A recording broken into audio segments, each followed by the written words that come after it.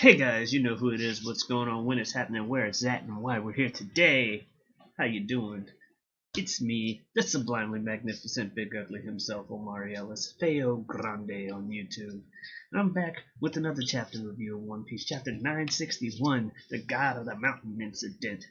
And I'm not gonna lie, this chapter was good, it was decent, it was not as much to talk about as the last chapter, we can't go quite as overboard with the oh my god, let's do Oden, though there is a good amount of that. Obviously, we're going to try to keep this video shorter than the last one, so I'm just going to hop right into it. Also, before I go, I just want to say, spoilers, obviously. If you haven't read the chapter, read it. Alright, got the spoilers out the way? Let's begin. We had the chapter start off with the cover page story continuing with Bege still looking for Lola, and we see two of his guys. They found a bunch of dudes passed out in the streets pointing in a different direction. I didn't notice this my first time reading it. I noticed it my second time reading through it that they all have like lipstick prints on them, so I can only guess that it's Lola just going around trying to make out with dudes and propose to them. That sounds like something, I guess. That's something the hippo zombie Lola would do to people, was attack them with kisses. I didn't really see normal Lola do that. She just straight up asked people, but who knows? Apparently that's a thing that she does, so we'll probably get more on that. Anyway, chapter starts off, obviously, the city of Wano, back in the past still going on with the flashback, still under attack by this giant boar. Kinemon's like tripping off the fact that, oh no, he just caused this beast to attack the whole city. Oden's like, well, you give me the boar. I asked you for the boar last time. And Kinemon, for whatever reason, is still like, no, but I need my platinum coin. I can't just give you this boar. I still need to get that money from it. I got a lot of debt to pay off. Meanwhile, Denjiro is just fanboying to the max, just, oh my god, I can't believe it's Oden, Kozuki Oden right here in the flesh. Oh, Jesus. It doesn't seem like Kinemon is about as starstruck, because like I said, he just wants to get his money for this boar. Meanwhile, everybody's panicking because they realize that the boar's child must have been kidnapped. They're trying to fight him off. It's not really working. They're like, oh, some idiots probably took it thinking that the whole previous thing was just a myth, but clearly it's a thing and it's going to destroy the capital. Meanwhile, the boar is eating like buildings whole, people inside or otherwise. This thing is huge. I didn't realize how huge it was last chapter, but we see it this chapter. It's like I said, big enough to eat buildings whole. It's crazy. So, everybody's looking for help. They don't know what's going on. People's daughters is getting eaten. Nightmare times. And finally, one of the Yakuza from the previous chapter comes across Kinemon. They're like, dude, finally found you. You got to give that boar back. And Kinemon's like, well, you're the guys that kidnapped it in the first place. He's like, yeah, but we didn't know what was going to happen. And then you took it from us. And then next thing you know, we tried to kidnap your friend to blackmail you into giving it back. But now my friends got eaten by the boar, and so did Suru. And Kinemon's like, what? Wait, what? Kinemon flips. Like, he turns like that, instantly rage, gets pissed off. He goes after he drops the boar, draws his sword, goes straight after the big one. And to his credit, Kinemon mans up and tries to fight, and we get to see more about the past and like their relationship. And as we suspect, Kinemon and Suru, because we already know they got married in the future anyway, but you can see like throughout his life she's just been there like trying to help him with his debts and stuff, which is why she ended up in debt as well. But they've always been sticking around. She's like trying to tell him, you got to be careful or you'll die. And we see Kinemon cared a lot less about him. His self-esteem was a lot lower back then. He's like, no one's gonna miss me, which obviously, she threw rocks and stuff at him for just merely mentioning that no one's gonna miss him if he dies, because he's not noticing the fact that she cares about him. That typical trope. Anyway, Kinemon does his best, but his best ain't enough. This thing is called a mountain god for a reason. Kinemon gets bodied. Oden, gives him credit. He's like, oh, this guy's tough, for going after him, But at the end of the day, Kinemon gets defeated. Everyone's, still running around, and all of a sudden, And you know, Kinemon gets ready to just accept his defeat because he's like, hey, if I'm the reason that Suru had to die, then I might as well die too. So you know, it's real like upset, heartwarming type deal. And then next thing you know, Odin shows up in front of the boar, kind of like I thought he was just gonna hold the boar up to the beast to try and be a distraction. And I'm just thinking like, oh, he's gonna do that and distract the boar and make it leave the city. So sure enough, he holds up the boar turns around and notices it, and everybody else notices that Odin has it. So obviously they blame him for stealing for stealing the boar in the first place.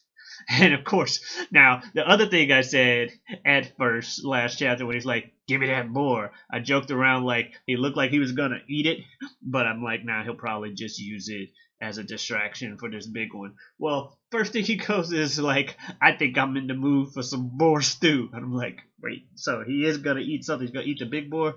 I don't think he bothered eating it, but I'll tell you one thing he did this.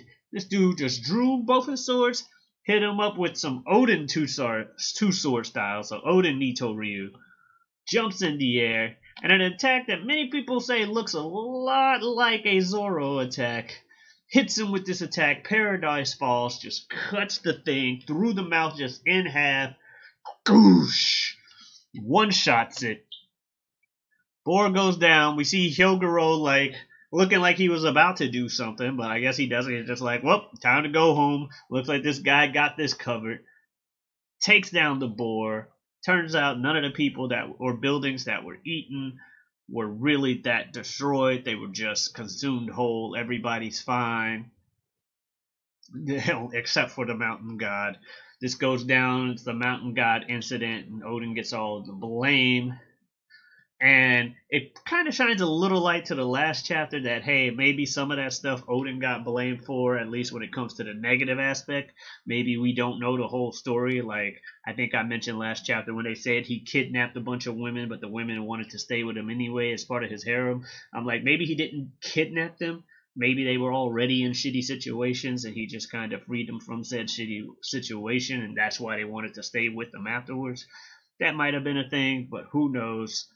Bottom line is, he does this, he saves the city, Kinemon stands up, ready to take the blame for kidnapping the boar. Odin just knocks him out like, don't fucking do that, you know. What the hell's wrong with you? Don't take the blame for something like this. And that's when the guy that was reading his past deeds to his dad shows up, gives him the disown notice, and Odin's like, practically feels like he's like, it's about damn time. He doesn't quite say it like that, but he's like, oh, sweet, I got this on. They couldn't handle me here anyway. I accept it. I'm out of here. I'm gonna go ahead and sleep on the river tonight, and just heads right out the fucking city. And, you know, again, we see the little thing is like, Wano Country's God of the Mountains incident happened thus when Odin was only 18 years old. So he goes away. Kinemon's like crying tears and like pretty much being like, I can die for this dude. This dude not only saved the town in badass fashion, but he fucking took the blame for this. He's like crying. Suru's like, by the way, Suru obviously turns out to be alive. And the first thing they do is like embrace her. She's like, are you crying, Kinemon? And he has the gag of not crying because, you know, that's always a gag. Like, I ain't crying. Ah! But he does that. Denjiro also is like, dude, I'm already gonna. You already know. I'm also swearing fealty to this dude. So they both follow him around, new fanboys. Some of the guys in town are like, damn, I want to be a fanboy of this guy too, but his reputation is still pretty bad. I gotta stay here in town. I can't just throw away everything. But we see how we get the first two of the 9 red scabbards, even though they're not really quite red scabbard status yet, but they're 2 of Odin's followers. Denjiro and Kinemon. They follow him, and they head over to Hakamai. We skip ahead a little bit, where we get to see younger Lord Yasue, which we have seen in the past, because when we had like a previous flashback of Odin, when Odin was still in silhouette, he was like trying to tell him he needed to change his ways and shit. But now we got Yasue again talking to him, and he's like, what the hell is up with you? Why are you coming in here? And you got 2 followers and stuff. He's about as impatient as he's about as impatient and stern as we saw in his previous flashback. And then we see this little servant dude that's like jumping in front of like puddles and stuff and being like, oh, please step on my body so I may repent for Yasue's patience being terrible. And, you know, Odin's like, what the hell's up with this weirdo? And Yasuo's like, oh, gold nice on him. He's the new errand boy. And we see the new errand boy like, yes, I was an orphan that he picked up off the streets. My name's Orochi. Hey, how you doing? And bam, there you go. Which, as many people pointed out, brings a hell of a lot more weight behind the whole Yasui execution thing, considering the fact that Orochi ended up murdering Yasui the way he did. It's like, damn, this dude pulled you in off the streets, gave you a job. Yeah, you were an errand boy, but he even seemed to be telling people to go easy on you. So it's not like he treated you like shit. But then you turn around and one day not only betray everybody in the Kozuki family, you didn't murder Yasue in cold blood like that in the Times Square. Just ultra piece of shit. Orochi. Can't wait to see what happens to him when everything goes down. But like I said, pretty short chapter, pretty short and to the point. Solid enough chapter. Obviously, these backstory chapters are, set up and more like reveals and just like, oh, let's make the story deeper. So I'm not expecting anything too ridiculous. Like, oh my god, 10 out of 10 chapter. You did see Gold Rider showed up and he cut a mountain in half. None of that shit. But it was a good chapter.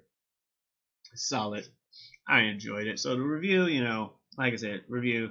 Yeah, if I'm gonna start doing reviews, gotta review every chapter, every week. There is a break next week, which, sad boys, but hey, it is what it is. Odin, we don't need Oda going to the fucking hospital again, so whatever. We take them as we go. Anyway, that was chapter 961. Solid chapter.